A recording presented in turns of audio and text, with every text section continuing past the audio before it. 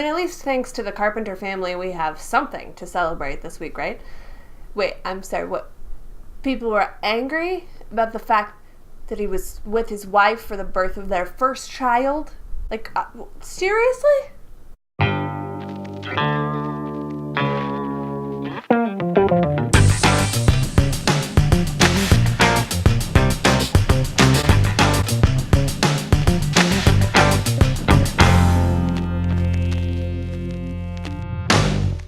What's up, everybody? I'm Tara Wellman. This is Birdseeds, and I, for one, am thrilled for Matt and Mackenzie Carpenter and their new baby. I mean, I love baseball, and I probably love winning even more, but under no circumstances should Matt Carpenter have been at the ballpark on Wednesday instead of with his wife.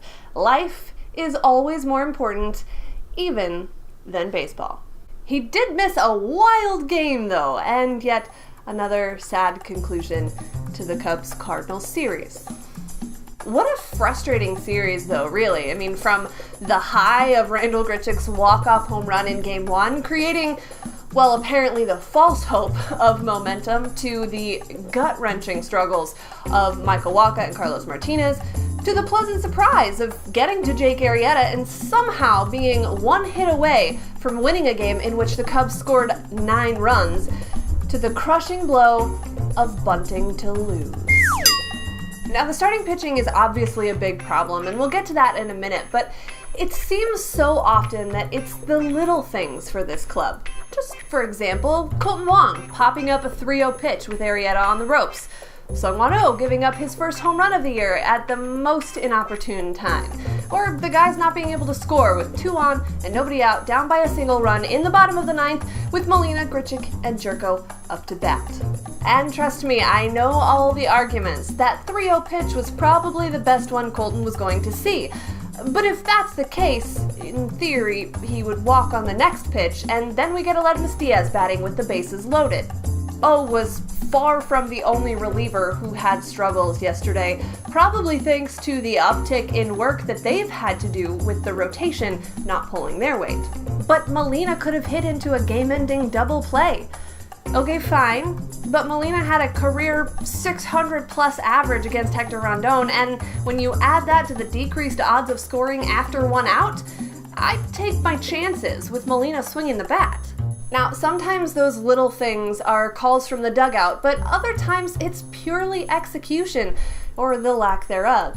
They're just not, dare I say it, clutch enough this season. I mean, even John Mozeliak said that this team simply cannot afford to give away any more games, especially in the division. Look, if momentum is your next day's starting pitcher, okay, well, that's a problem in and of itself. But if these Cardinals don't do the little things in winnable games, they can't expect miracles in the rest. The starting rotation needs a bit of a miracle itself. I mean, for something that was supposed to be this team's strength, it's looking extremely weak. We saw Adam Wainwright and Mike Leake get off to terrible starts on the year, but over time they've made the necessary adjustments and seem to be on the right track. And meanwhile, the remaining trio of starters, Jaime Garcia, Michael Wacha, and Carlos Martinez, started the year absolutely on fire, truly looking like the pitchers they have the potential to be. And then, well, the wheels completely fell off. Garcia lasted just 2 1/3 innings in his last start, giving up 5 earned runs on 10 hits and a walk. Wacha hasn't made it past the 4th inning in his last 3 starts and has given up 6 runs or more in the last 2. Martinez has somehow managed to survive through 5 innings in each of his last 3 starts, but he's given up a combined 14 earned runs in those starts, of course 6 of those coming in 1 inning against the Cubs. The problem?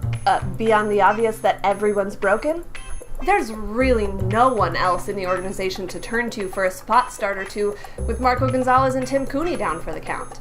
Okay, sure, Tyler Lyons could probably make a start, and Sam Tuivelala or Miguel Sokolovic or someone else pitching in Memphis could come up and throw out of the bullpen. But Lyons has played a very important role as the long man out of the pen, and with multiple starters struggling, it may not be the best idea to eliminate that role.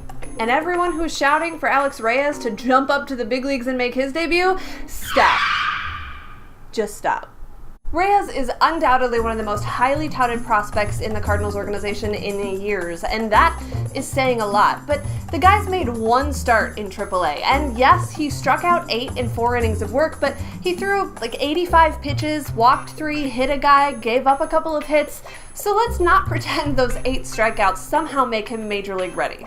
Plus, if you want an example of exceptional talent that was maybe rushed a little to the big leagues, look no further than Michael Wacha. And yes, I know he was extremely successful in his debut season, but since then, I'd say he's been inconsistent at best. The unfortunate reality is that this Cardinals rotation is not one pitcher away from being fixed. And because of that, Reyes, in my opinion, is much better off polishing his talent in Memphis than potentially ruining it in St. Louis. Fine, so what are the options to fix the rotation? I'm glad you asked. No, like you actually asked on Twitter. Matt asked about external options, and I'll be honest, I haven't kept real close tabs on starting pitchers that could be on the trade block, but I'd say one of the 45 first basemen could be a good trade chip. It's weird though, because most of the last 2 seasons we've expected it to be Matt Adams who was traded, and yet here we are all of a sudden watching Matt Adams become one of the hottest hitters on this team. It's hard to imagine giving away that offense right now, but I don't know, Brandon Moss could be appealing to teams that need some flexibility, and there's always the floating, albeit unlikely possibility that Jhonny Peralta comes back and doesn't reclaim his spot over Diaz, and he could merit some return. I mean, they just gave Kolten Wong a ton of money on that new contract, so I doubt any team takes that on. Plus, again, I don't think this rotation is currently just one piece away from being all better, so I don't know, unless the White Sox will take Jhonny Peralta for Chris Sale straight up, it's gonna take some magic to pull off just the right trade. Wes might be onto something here. Lance Lynn's, 6 months removed from surgery? I mean, he's gotta be able to at least throw low 90s fastballs, right? And since that's the only thing he ever threw before, it could totally work. Okay, so this isn't about pitching, but I'm gonna answer it anyway. Mitch is actually a Cubs fan, I know, but he makes a good point. I actually wasn't watching the game on Wednesday when this happened, but I checked Twitter on my way out of a chiropractic appointment actually, and I saw that Cubs fans were absolutely livid with Yadier Molina over something. Turns out he not so subtly stuck his elbow out into a pitch. Okay, I get rivalries and whatnot, but you guys, hitters do that all the time. And let's be real, Anthony Rizzo is one of the best at that very thing. So, no, Mitch, there was nothing more criminal than Yadi trying to take one for the team, and apparently that makes him the devil in the flesh. As for the second part of your question, oh, would you look at that, we're out of time. Okay, so the Remembering Why Baseball is Fun challenge I placed on myself, much easier said than done. But I actually have to say that watching Wednesday's wild game, I couldn't help but enjoy the unpredictability of it all. I mean, really, that's one of the things that is the most fun about this game. All the analytics in the world can never predict with 100% accuracy what will happen on the field. And that randomness ensures that baseball will never be boring, despite what boring people might say. Happy Memorial Day weekend, everybody. Go Cardinals, and I'll see you next time on Birdseeds.